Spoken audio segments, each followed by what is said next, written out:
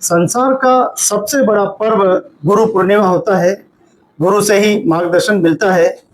आज आप देखो कि राष्ट्रीय मजदूर कांग्रेस के प्रदेश अध्यक्ष एवं पूर्व राज्य मंत्री जगदीश राज श्रीमाली जी आज ख्यालीलाल जी अपने गुरु मालवीय जी को उपरना उड़ाकर उनका स्वागत और एक अभिनंदन कर रहे हैं और गुरु के प्रति समर्पण। हमें गुरु से बहुत सारी चीजें सीखने को मिलती है। तो हम जैसा कि हम सुनते आ रहे हैं, हे गुरु ब्रह्मा, हे गुरु विष्णु, हे शंकर भगवान, आपके चरणों में गुरु से हमें ज्ञान मिलता है। आज के समय हम देखें कि पूरे राष्ट्रीय नहीं अंतर्राष्ट्रीय स्तर पर पैरवी करने का सौभाग्य जगदीश राज जी को मिला है। पूरे संसार में आपने गुरु की भूमिका निभाई है। कहते हैं कि एक समय स्वामी विवेकानंद जी हुआ करते थे, लेकिन हमारे व्यवहार के विवेकानंद जी अगर कहें तो जगदीश राज जी श्रीमाली है, जो हमेशा मजदूरी की पैरवी और मजदूरों के कार्य में हमेशा आगे रहते हैं।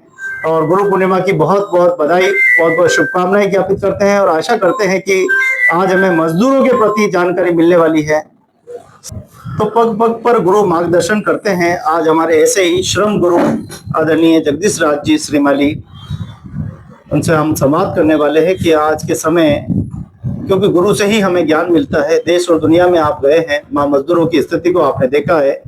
हम वैसे आध्यात्मिक तो बहुत है, हम उन चीजों को मानते हैं जिन चीजों को हम देखते हैं, लेकिन हम उन चीजों को कभी नहीं मानते जो हमारे अदृश्य है, जो कि किताबों में लिखी हुई है, जो कानूनों के रूप में लिखी हुई है, वो दिखाई नहीं देती, लेकिन वो कितनी घातक हो सकती है आज के समय।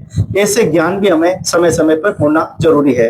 तो सबसे पहले हम हमारे चैनल जिलों की नगरी मेवाड़ मेवाड़ टुडे पर जगदीश राज जी श्रीमाली साहब का स्वागत एवं अभिनंदन करेंगे और हम आशा करेंगे कि एक अच्छा मार्गदर्शन, एक अच्छा नेतृत्व, एक अच्छी जानकारी आज आपको मिलने वाली है। जगदीश राज जी श्रीमाली हमेशा मजदूरों के मसीहा कहे जाते हैं। हमेशा आपने मजदूरों की सेवा के लिए दिन रात और बचपन से ही संघर्ष का दौर रहा। जगदीश राज जी के बारे में मैं क्या कहूँ, आपने स्वयं कई बार मेरे चैनल पे आपकी बात को सुना है जी।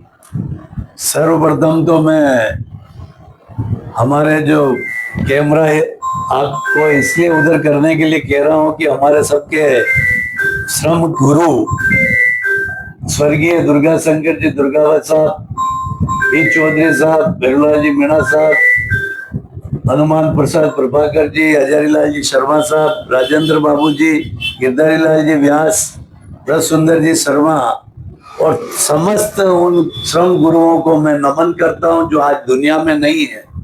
और अभी हमारे सबसे वरिष्ठ नेता परम आदरणीय ख्यालीलाल जी मालवीय का आज गुरु पूर्णिमा के दिन इस श्रम मंदिर में हमने उनकी सम्मान किया।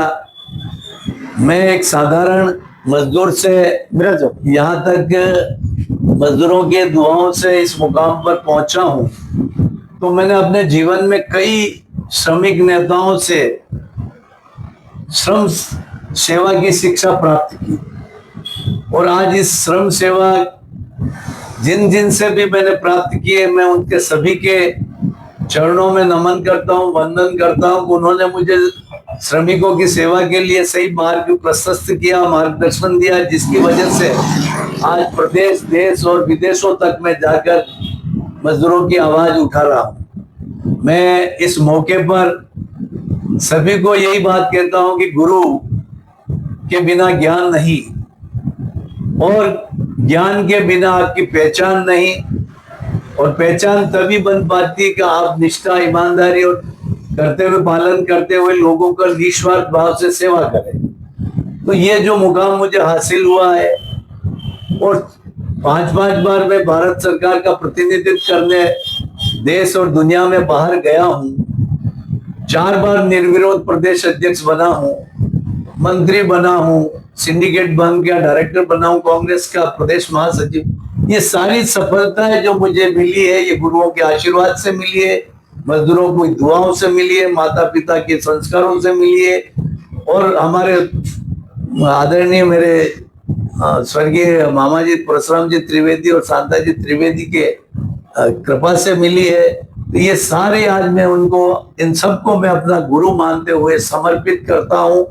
और आपने इस मौके पर मुझे ये अवसर दिया है, तो आपके चैनल के माध्यम से मैं देशवासियों को, प्रदेशवासियों को, मेवाड़ वासियों को और विशेष करके मजदूर भाइयों को ये संदेश देना चाहता हूं कि अपने वरिष्ठ जन जो भी श्रम संगठन में है उनका आदर भाव करे, उनके गुरु के रूप में देखे और उनसे अपनी अच्छी शिक्षा और अच्छे संस्कार प्राप्त करे, ताकि एक जगदीश राज नहीं अनेकों जगदीश राज इस मेवाड़ की धरती पे पैदा हो और वो जाकर देश और दुनिया में मजदूरों की आवाज को बुलंद करे।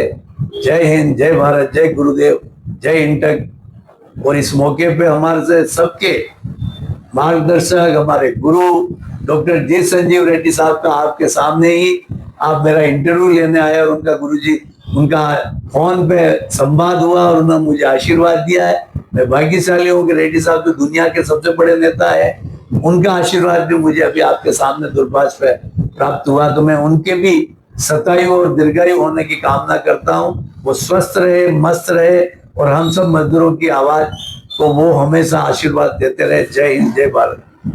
आज जगदीश राज जी, गुरु की परिभाषा बदल गई है, पहचान नहीं हो रही है कि कौन तो गुरु है और कौन पाखंडी है। व्यक्ति जानते हुए भी ये नहीं समझ पा रहा है कि मुझे किस दिशा में जाना है, कौन सी दिशा मेरी सही है, किस दिशा में मुझे जाना चाहिए। वो भटक गया है, वो न जाने ऐसा गुमनाम हो गया है कि उसे अपना अतीत और अपना भविष्य दिखाई नहीं दे रहा है। बिल्कुल गोविंद जी, आपने बहुत सही सवाल किया कि जब से राजनीति में धर्म का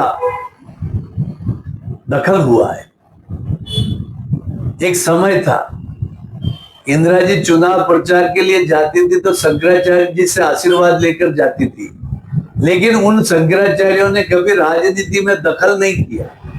लेकिन आज राजनीति धर्म के नाम पे चलने लग गई और न जाने कितने साधु संत उस राजनीति में परोक्ष रूप से आशीर्वाद के बजाय खुद हस्तक्षेप करने लगे और वो राजनीति की दिशा देने लग गए।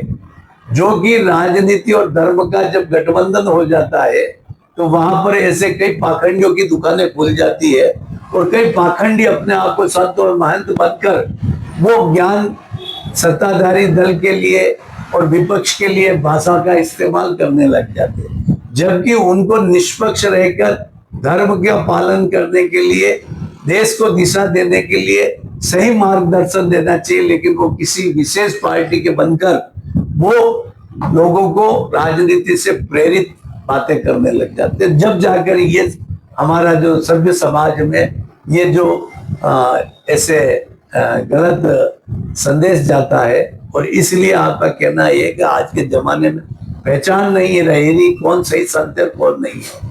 लेकिन मैं आपको एक ही बात कहना चाहता हूँ, गुरु चाहे कोई चोला पहना हुआ बकमे कपड़े वाला गुरु ही नहीं होता है।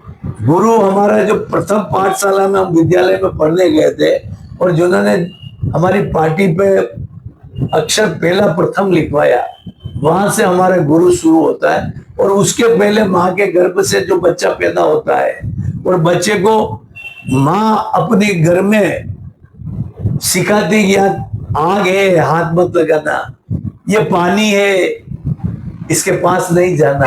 तो प्रथम गुरु माँ होती है, पिता होता है जो पिता कहते हैं रास्ते पे चलो, इधर उधर मत चलो। तो माता पिता प्रथम गुरु, उसके बाद विद्यालय के गुरु। जब विद्यालय के गुरु से हम कार्य में आते हैं अपनी रोजगार के लिए या हम संगठन की सेवा में आते हैं, तो हमारे सीनियर लीडर या वहां पर कार्य को बताने वाले अधिकारी या हमारा सीनियर वर्कर वो भी हमारा गुरु है। तो गुरुओं की एक ही स्थान नहीं है। गुरु तो जन्म देने वाले माता से शुरू हो जाता है और जब अंतिम सांस लेते हैं, जब तक भी हमको मार्गदर्शन करता है, तब तक गुरुओं की श्रृंखला बन जाती है। तो उन सब गुरुओं से कुछ न कुछ हमें ज्ञान लेते रहना चाहिए और देश के विकास में, देश के उत्थान में, समाज की सेवा में अपना योगदान देना चाहिए।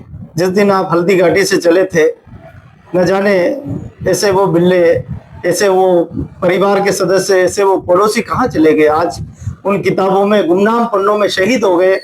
आज कोई किसी पे विश्वास नहीं कर रहा है। 2 मिनट के लिए बच्ची को नहीं छोड़ सकते, बच्चे को नहीं छोड़ सकते।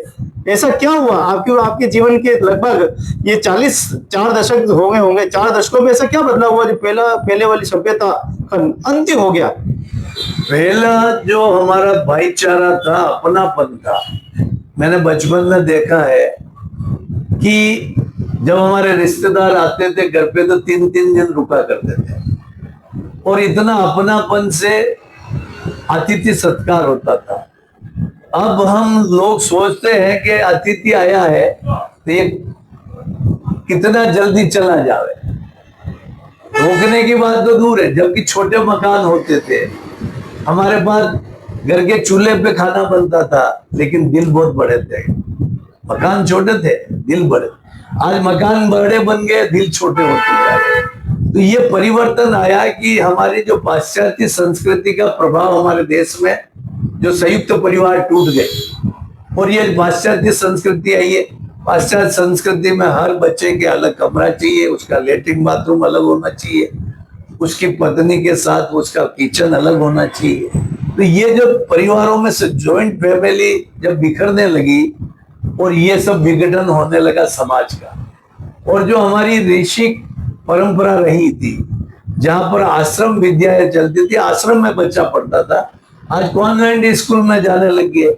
जब कॉन्वेंट स्कूल में जाएंगे तो इंग्लिश पद्धति से हमारे देश पर बुरा प्रभाव पड़ा। तो ये दो कारण हमारे रहे, एक तो जॉइंट फैमिली का बिखरना, एक कॉन्वेंट स्कूलों में पढ़ना। इससे हम भटक चुके हैं, इसलिए बिखराव आया। अभी देश में हाल ही में एक घटना बड़ी, शायद आपने भी सोशल मीडिया पे देखी होगी, एक लड़की के साथ 8-8 लड़के, और पूरे वहां देखो प्रदेश में जुलूस निकल रहे हैं उन लड़कों को। क्या आज मजबूत कानून की आवश्यकता नहीं अगर देश को बचाना है तो? देश को बचाने के लिए बहुत मजबूत, क्या फांसी पर चढ़ाने वाला कानून बनेगा तब ये ऐसे अपराध रुकेंगे, क्योंकि ये हमारे भारतीय संस्कृति के लिए और हमारे जो हिंदू संस्कृति सनातन में हमारी बहन और बेटियों की रक्षा करने के लिए हमारे कितने ही राजा महाराजाओं ने कितने युद्ध लड़े अस्मिता के खातिर, और कितनी हमारी बेटियों ने जलती हुई आग में कूदकर जौहर किया अस्मिता बचाने के लिए। और आज अस्मिता खुलेआम लूटी जा रही है और निरंकुश होकर लोग उनके साथ ऐसा दुराचार कर रहे हैं। ऐसे हमारे देश के लिए शोभा नहीं, ये कलंक है। तो इस कलंक को रोकने के लिए कड़े कानून बनने चाहिए और उसमें मृत्यु दंड का प्रावधान होना चाहिए। ये तो वो मामला था जो सामने आ गया, लेकिन जिस क्षेत्र में आप काम करते हैं वो तो ऐसा पहले से मरा हुआ, दबा हुआ, पिछड़ा हुआ वर्ग है। कहीं ईंट भट्टों पे उनके साथ, कहीं कार कमठाने में उनके साथ, बेटियों के साथ, बहनों के साथ, माताओं के साथ। मजबूरी और मजबूर और मजदूर, ये मजदूर के साथ मजबूरियां जुड़ी हुई है, और यही मैंने स्वयं ने मजदूरी करते हुए देखा है। और जब मजदूर जब मजबूरी में होता है तो उसका नाजायज परिवार, उनके परिवार के जनों पर, उनके बच्चों पर फायदा उठाते जो शोषण करता। तो मैं तो आपके चैनल के माध्यम से ये कहता हूँ कि अब लोगों में जागरूकता आई, और जिस तरीके से जंतर मंतर पर जैन जी के बच्चों ने जो संघर्ष किया, और जो ये सरकार ये कह रही थी कि राजनाथ सिंह जी का हमारी एनडीए की सरकार पे कोई इस्तीफा नहीं दिया जाता है, उनको बैकफुट पे लाकर इस्तीफा धर्मेंद्र प्रधान का दिलाया। तो उम्मीद की किरण हमें दिखाई दे रही है कि इस देश में जब विवेकानंद जी का आपने नाम लिया कि वो जाकर अमेरिका में एक शून्य पे अपना प्रवचन देकर पूरी दुनिया को नतमस्तक कर सकते हैं, और एक जैन जी के बच्चों ने जो विश्व गुरु कहने वाले नरेंद्र मोदी, जिसको दुनिया में डंका बज रहा है, उसको झुकाकर उसके मंत्री का इस्तीफा ले सकते हैं। तो भारत में उम्मीदों की किरण इतनी है कि हर कदम कदम, हर पल पल पे कोई नया नेतृत्व करने वाला पैदा होगा और इन कुरीतियों को रोकेगा, इन तानाशाहों को रोकेगा, और उम्मीद के आशाओं की उम्मीदों को इतना जगाएगा कि आने वाला सुनहरा भविष्य हिंदुस्तान का बनेगा। जय हिंद, जय भारत।